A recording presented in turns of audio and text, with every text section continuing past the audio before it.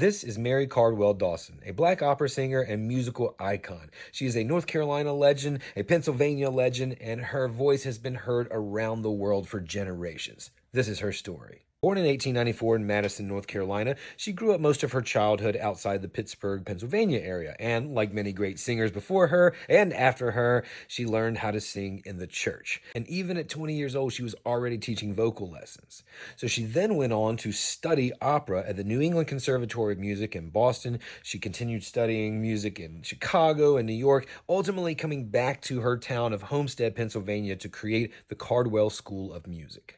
Now, the problem then was opera was not well known, especially in rural places like where she was from in North Carolina and in Pennsylvania, much less for the black community. It wasn't like these were available paths for people to take. It was a passion that she had, but most black people at that time in those areas weren't really aware of opera as an art form. I mean, I'm from North Carolina. I grew up in the 80s and 90s, and I didn't know anything about opera. So she really was entering this space that was historically closed to her and her people.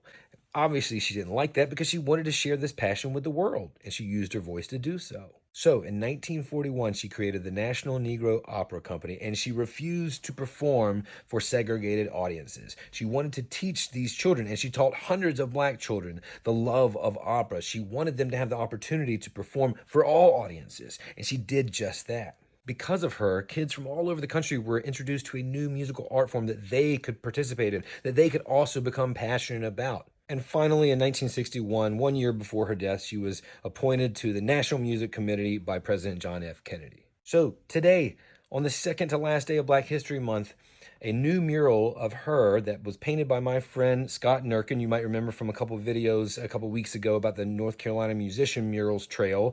Well, Scott has just unveiled his new mural of Mary in Madison, her hometown in North Carolina, and they are presenting it to the public today. So if you get the chance, go see it. And in the meantime, please continue to share the stories of people like Mary, and happy Black History Month.